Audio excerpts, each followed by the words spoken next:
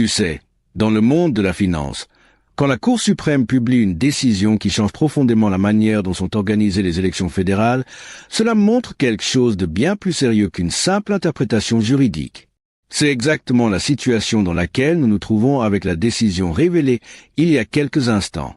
Ce que j'observe ressemble totalement à ce que les investisseurs appellent un changement de cadre. Sauf que cette fois, il ne s'agit ni de règles financières ni de politique monétaire. Il s'agit des bases mêmes qui donnent leur valeur aux élections et qui permettent de transmettre le pouvoir. Pour quelqu'un qui regarde cela comme un investisseur, ce n'est pas un simple développement légal dans nos discussions constitutionnelles. C'est une réorganisation complète du système qui fixe les règles du jeu politique et influence toutes les élections futures, ainsi que les stratégies des acteurs qui y participent. Ce que nous voyons tous chaque Américain, que tu suives ou non les décisions de la Cour suprême, car les lois électorales ne sont pas des idées abstraites réservées aux spécialistes. Ce sont les outils concrets par lesquels le pouvoir se gagne, par lesquels la confiance est accordée ou retirée, et par lesquels une démocratie fonctionne ou s'effondre lorsque la pression devient trop forte. Quand ces mécanismes changent, quand la Cour réinterprète des règles utilisées depuis des générations, quand l'équilibre entre l'autorité fédérale et celle des États se déplace et favorise certains groupes tout en affaiblissant d'autres, tout le paysage politique est transformé. C'est de cela que je veux te parler aujourd'hui, parce que cette décision dépasse largement un simple conflit juridique. Elle crée un précédent qui influencera les élections américaines pendant longtemps. Elle modifie la manière de faire campagne, la façon dont les votes sont comptés et la manière dont les litiges électoraux seront résolus. Et avant d'aller plus loin, si tu aimes comprendre ce qui se passe réellement, si tu préfères l'analyse précise plutôt que les réactions rapides, j'aimerais que tu prennes une seconde pour soutenir l'esprit du pouvoir. Ici, on ne cherche pas à dire si la décision est d'un camp ou un autre. On cherche à expliquer ce que la Cour suprême a vraiment tranché, quelles règles constitutionnelles elle a appliquées et quelles conséquences cela aura pour les élections et la confiance des citoyens. Comprendre cela demande de la patience, du sérieux et l'envie de séparer le droit des effets politiques.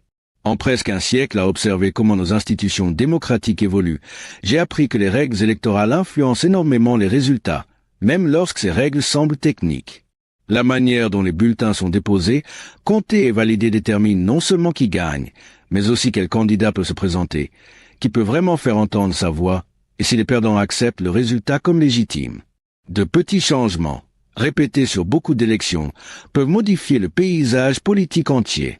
Les mouvements de pouvoir entre les États et le gouvernement fédéral peuvent renforcer certains dirigeants et donner un avantage à certains groupes selon l'endroit où ils contrôlent le plus d'institutions. Ce qui rend cette décision de la Cour suprême si importante, c'est qu'elle touche plusieurs parties du système électoral en même temps, et que tout cela se combine pour créer des effets bien plus grands que chaque élément pris séparément. La Cour a redéfini l'autorité fédérale pour superviser les élections, clarifié le rôle des législatures et des tribunaux des États et fixé de nouvelles règles pour décider quand les tribunaux fédéraux peuvent intervenir. Chaque point est déjà important. Ensemble, ils forment un changement profond qui influencera la manière d'organiser et de contester les élections pendant longtemps. Laisse-moi t'expliquer clairement ce que la Cour a décidé, car les médias simplifieront tout cela. L'affaire regroupait plusieurs plaintes contre des changements dans les procédures électorales des États. Ces modifications avaient été faites par des tribunaux ou par des responsables d'État à cause de situations particulières comme la pandémie, les nouvelles technologies de vote ou la volonté de faciliter l'accès au scrutin. Les opposants affirmaient que ce changement violait la Constitution, qui dit que les règles des élections fédérales doivent être faites par la législature de chaque État et peuvent être modifiées par le Congrès. Selon eux, le texte donne aux législateurs des États un pouvoir total sur les élections fédérales, et les tribunaux ou les gouverneurs n'ont pas le droit de changer ces règles. La décision, écrite par le juge en chef Roberts et soutenue par une majorité de 6 juges, accepte en partie cette idée tout en ajoutant des limites importantes. La Cour a affirmé que les législateurs ont bien l'autorité principale pour fixer les règles électorales fédérales et que cette autorité n'est pas limitée par les constitutions des États comme pour d'autres lois. En pratique, cela permet aux législatures d'adopter des règles qui contredisent les constitutions des États et les tribunaux de ces États ne peuvent pas les annuler uniquement sur cette base. Cela augmente beaucoup le pouvoir des législateurs et réduit celui des juges des États. La Cour suprême explique aussi que cette idée d'une législature totalement indépendante n'est pas sans limite. Les États ne peuvent pas créer des règles électorales qui contredisent la Constitution fédérale. Les principes du premier amendement, du 14e amendement et d'autres protections continuent de s'appliquer. Même si les législatures disposent d'un grand pouvoir, elles ne peuvent pas ignorer les droits garantis par la Constitution.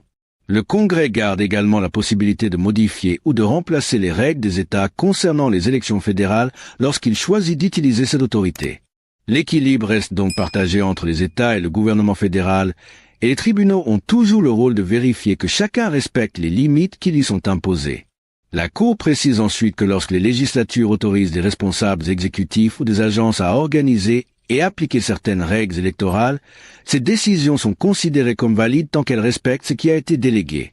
Cette partie de la décision répond à de nombreux débats apparus notamment pendant la pandémie, lorsque certains responsables avaient modifié des procédures pour s'adapter à la situation. Selon la Cour, les législatures peuvent choisir la quantité de pouvoir qu'elles souhaitent déléguer, et les juges doivent respecter ces choix sauf preuve claire que les responsables ont dépassé les limites fixées. Toutes ces conclusions auront des effets concrets sur la manière dont les élections américaines seront conduites. La première conséquence est que les législatures gagnent une influence plus forte pour fixer les règles électorales, même si ces règles vont parfois à l'encontre de ce qu'imposeraient les constitutions de certains États. Dans les endroits où un parti domine les assemblées législatives et où les tribunaux d'État avaient souvent étendu l'accès au vote ou encadré le découpage électoral, cette décision réduit l'autorité des juges et renforce celle des élus. Cela avantage directement le parti qui contrôle la législature, car il peut créer des règles qui serviront ses intérêts sans crainte qu'elles soient annulées par les tribunaux d'État. Cette décision pousse aussi les partis politiques à accorder encore plus d'importance aux élections législatives locales, car prendre le contrôle d'une législature devient un moyen direct d'influencer les règles des élections fédérales. Puisque les tribunaux d'État auront moins de poids pour bloquer ces décisions, les partis chercheront davantage à obtenir ou garder la majorité, parfois avec des stratégies plus agressives pour redessiner les circonscriptions ou solidifier leur pouvoir. Enfin, la décision déplace une partie des conflits électoraux vers les tribunaux fédéraux, car les plaintes devront maintenant reposer principalement sur des arguments liés à la Constitution fédérale au lieu des constitutions d'État.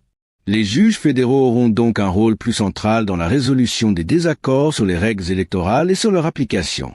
Ce changement pourrait modifier la façon dont les plaintes électorales seront présentées et avantager ceux qui préfèrent plaider devant les tribunaux fédéraux plutôt que devant les juridictions d'État. Mais il ouvre aussi la porte à une présence plus forte des juges fédéraux dans la gestion des élections locales, ce qui crée de nouvelles inquiétudes concernant l'équilibre entre l'autorité des États et celle du gouvernement fédéral, ainsi que sur le rôle que doivent réellement jouer les tribunaux nationaux dans les conflits électoraux. Les marchés financiers ont réagi avec prudence à cette décision. Les mouvements ont été limités, mais bien visibles, reflétant l'importance du jugement et l'incapacité de prévoir clairement son impact politique. Les indices boursiers ont connu de légères variations, certains analystes estimant que le changement réduit l'incertitude, d'autres pensant qu'il l'augmente. Une partie du marché considère que donner plus de pouvoir aux législatures d'État rend les règles électorales plus stables et moins susceptibles d'être modifiées au dernier moment par des juges. D'autres craignent qu'en diminuant la surveillance judiciaire, on ouvre la voie à des manipulations partisanes plus marquées, ce qui augmenterait le risque que les résultats du vote soient contestés ou jugés illégitimes. Sur le marché des devises, le dollar a légèrement faibli. Certains investisseurs étrangers s'inquiètent que ce type de décision accroisse les tensions politiques aux États-Unis, en rendant les désaccords électoraux plus fréquents ou plus difficiles à résoudre. Mais ces réactions sont restées limitées, car les investisseurs internationaux savent que les institutions américaines ont déjà résisté à de fortes pressions dans le passé.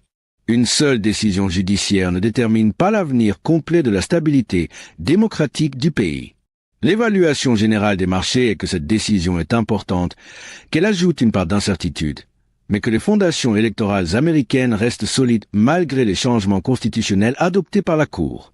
Pour comprendre l'impact réel de la décision, il faut regarder de près la logique juridique utilisée. L'analyse de la Cour commence avec le texte même de la clause électorale, qui confie aux législatures des États le pouvoir de fixer les règles concernant le moment, le lieu et la manière d'organiser les élections fédérales. La Cour souligne que le texte mentionne spécifiquement la législature et non l'ensemble du gouvernement d'État.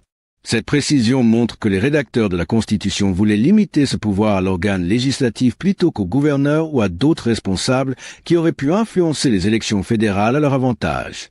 La Cour reconnaît que les législatures font partie d'un système plus large comprenant les constitutions des États, les tribunaux locaux et les responsables exécutifs. La question est donc de savoir comment le pouvoir donné par la Constitution fédérale s'articule avec ses structures internes. La décision affirme que ce pouvoir particulier ne dépend pas des constitutions des États et qui n'est pas limité de la même manière que les lois ordinaires. Selon cette logique, les règles électorales fédérales tirent leur force directement de la Constitution nationale et non des chartes de chaque État. Ainsi, les constitutions locales ne peuvent pas restreindre ce pouvoir de la même manière qu'elles le font pour la législation classique. Cependant, cette interprétation ne donne pas une liberté totale aux législatures. Les protections fédérales continuent de s'appliquer. Les États ne peuvent pas créer de règles qui enfreignent la liberté d'expression, l'égalité devant la loi ou les protections contre la discrimination raciale. Toute règle électorale qui viole ces principes peut toujours être annulée par les tribunaux fédéraux, même si elle respecte les constitutions locales. Le cadre défini par la Cour crée donc un système complexe. Les législatures gagnent en pouvoir face aux constitutions des États, mais restent contraintes par les règles de la Constitution fédérale. L'opinion dissidente, rédigée par la juge Sotomayor et soutenue par 2 autres juges, s'oppose fermement à cette lecture. Selon eux, l'interprétation majoritaire contredit l'histoire constitutionnelle et les pratiques en vigueur depuis longtemps dans les États. Pour les dissidents, les gouvernements des États fonctionnent comme des ensembles cohérents où le pouvoir est partagé entre les branches législatives, exécutives et judiciaires, toutes soumises aux limites des constitutions locales. Permettre aux législatures d'agir sans tenir compte de ces limites reviendrait à bouleverser cet équilibre et à exposer le système à des excès que les constitutions d'État cherchaient justement à empêcher. Les juges dissidents expliquent aussi que réduire le rôle des tribunaux d'État fragilise les garanties contre la manipulation partisane. Ils rappellent que ces tribunaux ont souvent joué un rôle essentiel pour surveiller les découpages électoraux injustes, protéger les droits de vote et résoudre des conflits liés aux bulletins ou à l'organisation des scrutins. Limiter leur pouvoir donnerait trop d'avantages aux législatures, permettant à un parti majoritaire de renforcer sa position en ajustant les règles à son avantage. Selon eux, cette décision entraînera plus de procès, plus d'élections contestées et un affaiblissement de la confiance du public dans la validité des résultats. Ces arguments montrent de vraies inquiétudes sur les conséquences concrètes de la vision de la majorité.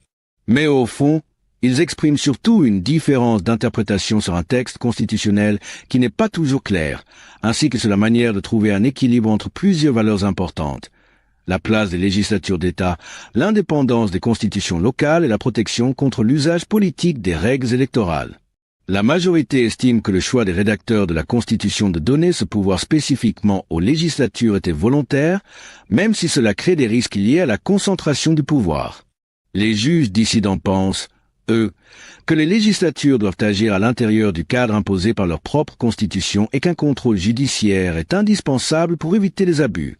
Le texte constitutionnel ne donne pas une réponse évidente, et le choix entre ces deux visions dépend surtout de l'interprétation historique, de la compréhension du fonctionnement des institutions et de l'évaluation des effets pratiques que ces décisions peuvent avoir. Cette décision change beaucoup de choses selon les aspects de l'organisation électorale que l'on examine. Les débats autour des méthodes de vote, comme le vote par courrier, le vote anticipé, l'usage de boîtes de dépôt ou les règles d'identification des électeurs passent maintenant sous un contrôle plus direct des législatures. Les tribunaux des États ne peuvent plus bloquer ces choix en se basant uniquement sur les constitutions locales. Les législatures qui veulent des règles plus strictes pourront les imposer plus facilement.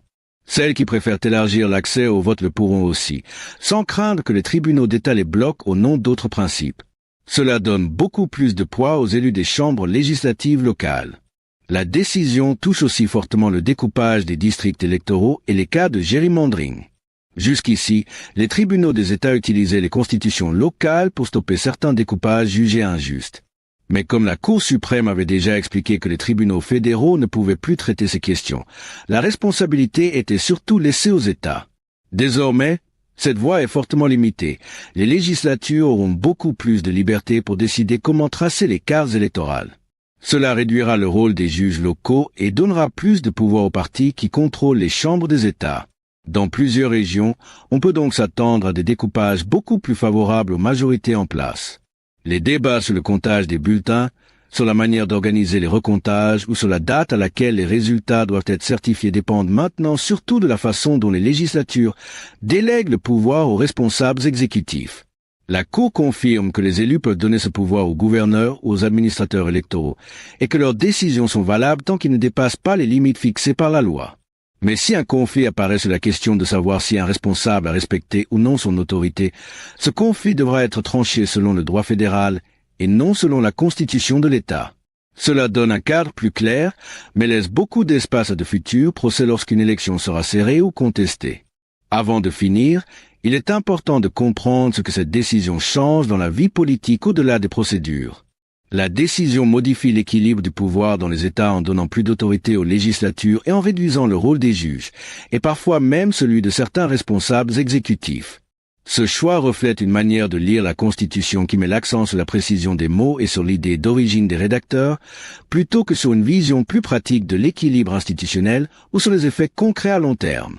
On peut penser que cette méthode donne de meilleurs résultats, ou au contraire qu'elle rend le système plus fragile. Les avis diffèrent et il n'y a pas encore assez de preuves pour savoir qui a raison. La décision montre aussi les tensions toujours présentes autour du rôle des tribunaux fédéraux dans la protection des processus démocratiques. D'un côté, les législatures d'État gagnent en pouvoir.